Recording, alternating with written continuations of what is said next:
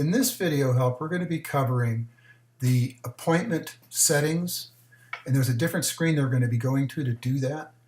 From the main calendar, you have the option either click on the arrow at the end of the row, or you can click on the title. I'm going to go ahead and click on the title to open the next screen.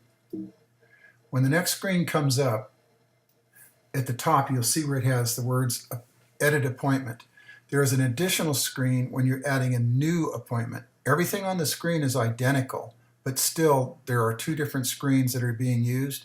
So if you're on the new appointments, you're going to be adding data, where on the edit appointment you should have already created the record and have most of the data in, and you would just be coming back here to edit and make changes if you needed to.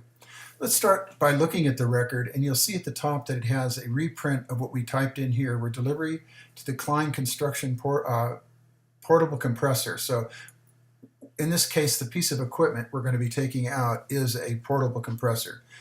As I stated earlier on the main screen, you have a couple of options as far as a company. You could either be using your own equipment and delivering it, where it's going to be staying as an asset for a period of time or until it comes back for service to a main location. Or you can be issuing stuff out where you're charging people for putting stuff out over a long period of time. These are assets that are deployed to a different company, although you can obviously do the same thing for your own company. Under asset management, which this app is all about, you would know where every piece of equipment by serial number and by information and where they're located. Now, in this record that we're looking at, there are three buttons at the top of the screen, and these are actually popovers. We're going to be explaining that in a minute. On the main screen, you have the ability to, on the screen here, you have the ability to delete a record, and this is very important. You do not want to delete records. These are historical records, and they should be in there. At the top of the screen, you can see the video help that you should have clicked to watch this video. Let's talk about the actual information that's in here. I call it a regime. It's a way of setting up for consistency to set up an actual text for the text field that has the title in it. And typically what you want to do is match whatever calendar that you're working in. So for example, if I'm doing a delivery on the delivery calendar, I'd put delivery : and then it would be to Klein Construction, and we're sending out a portable compressor. We set a routine, either a low routine as far as its urgency, or a medium or a high, which this would show up on the calendar depending on which one you click on. The date that you're actually putting in is the start date.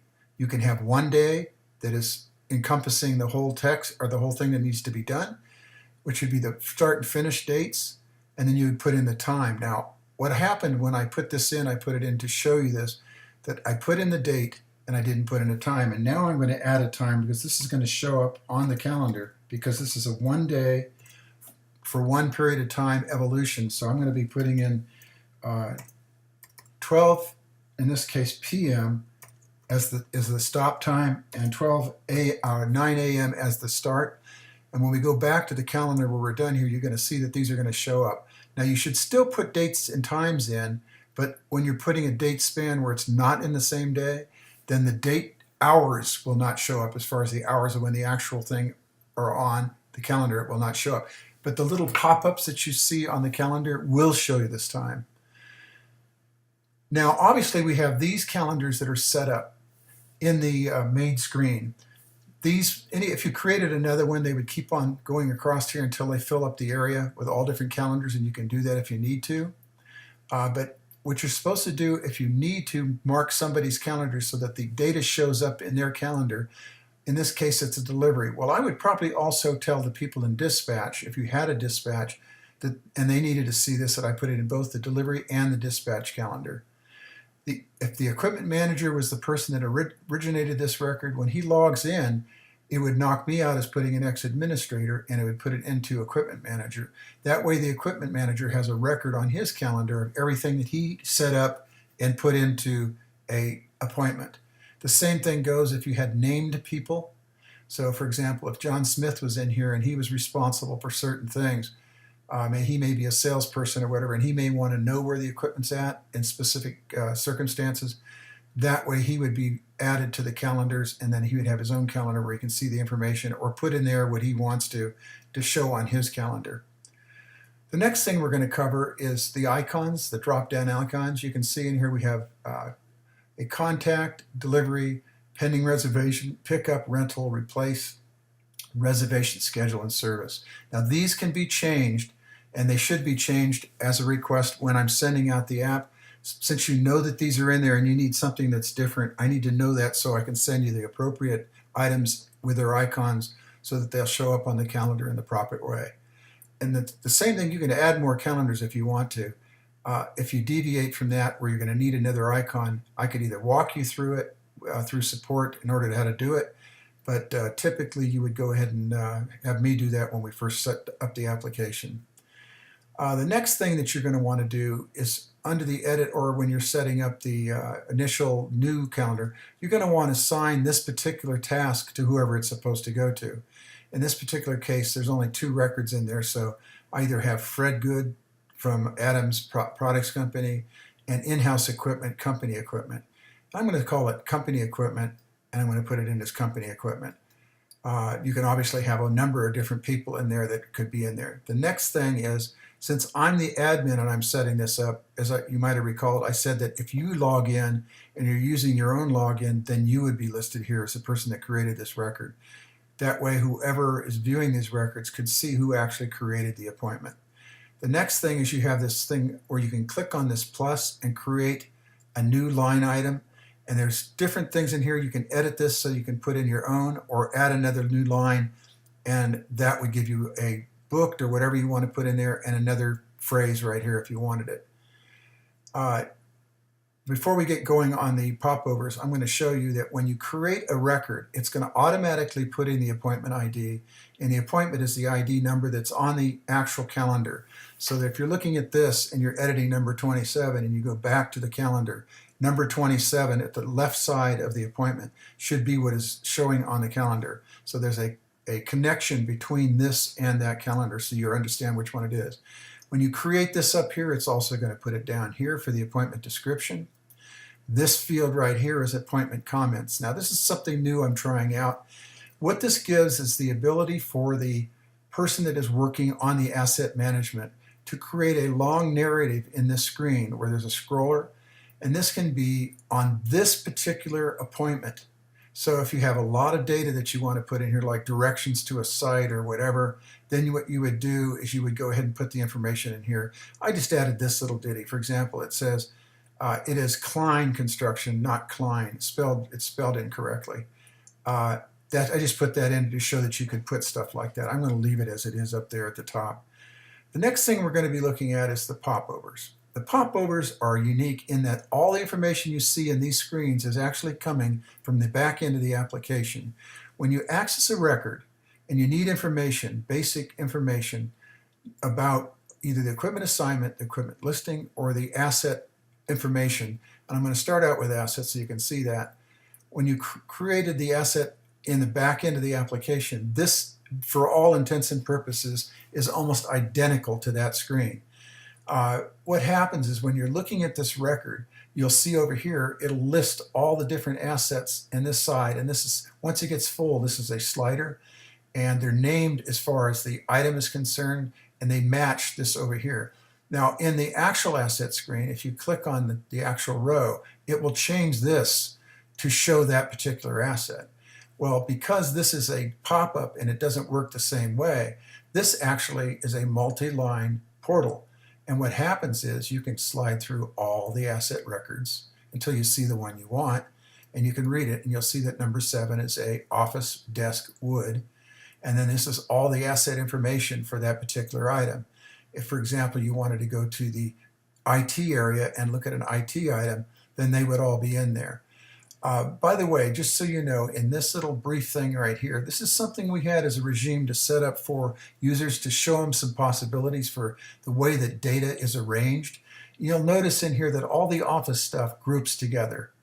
In this case, we don't have that many sample records, but you can see that it's going to put them in based on the first character in this area. Like IT would be, your computer equipment and all that kind of stuff for IT. And what I'm going to show you here is there's an actual error in this record, and this is something we're going to cover a little later. If you accidentally create a duplicate record by creating a child record, you're going to see that the asset ID is going to be duplicated, where you have a number that matches, and you should never have a matching number. And part of what's going on here is that this is already created, but the ID number was incorrect because somebody created it incorrectly. And I'll show you how you can do that accidentally.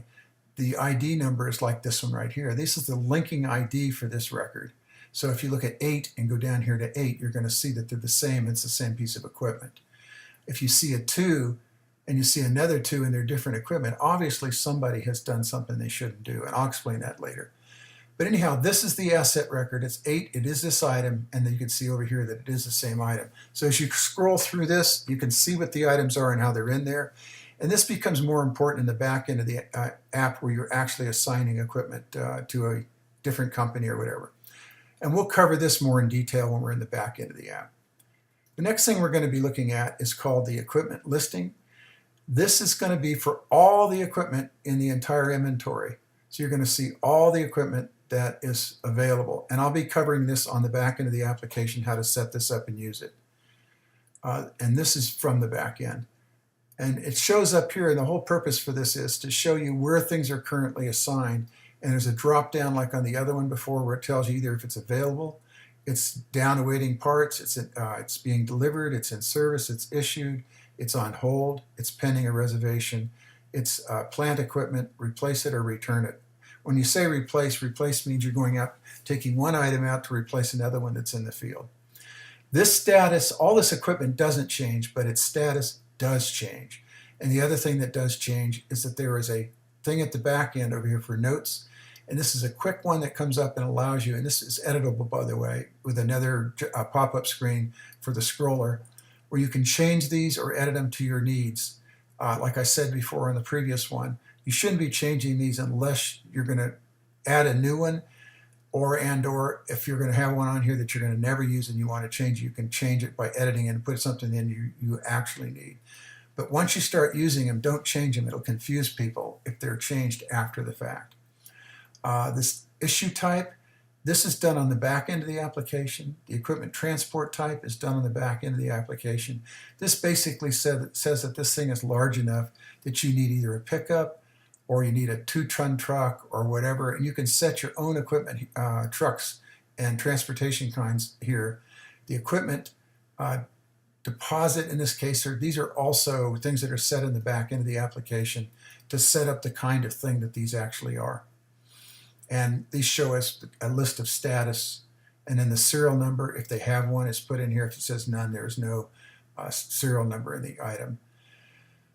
Last thing we're going to look at is the actual assigned equipment, and this is supposed to show where this item is actually currently at.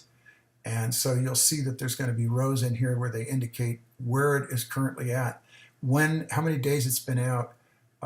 You can put in, or in the case of when it's supposed to be coming back, you could have that in there. And these are in reports in the back end of the app, so you can actually query these to find out when and where things are supposed to be and when they're supposed to be coming back. Okay, so we've covered all of that. We know that we can make notes in here. We know that we can add custom fields, and we have to add the customer and the company for the current thing that you're viewing so that people know what this company is that you're talking about as far as where it's going or coming back from. It's based on the actual information here. Now, I don't have Klein, or I would have put Klein in there. I just made this up when I was putting in the sample record. So that's why they would not match at this point. But if Klein was in here, I would have pulled Klein down and put him in there as where it's being delivered to or picked up at. Okay, if you have any questions and you need support, go to the website, ontargetsolutions.biz, go to the FAQ area, and either you can ask a question or look for either a video or a narrative that explains what you want to learn and how to use this part of the application. Thank you.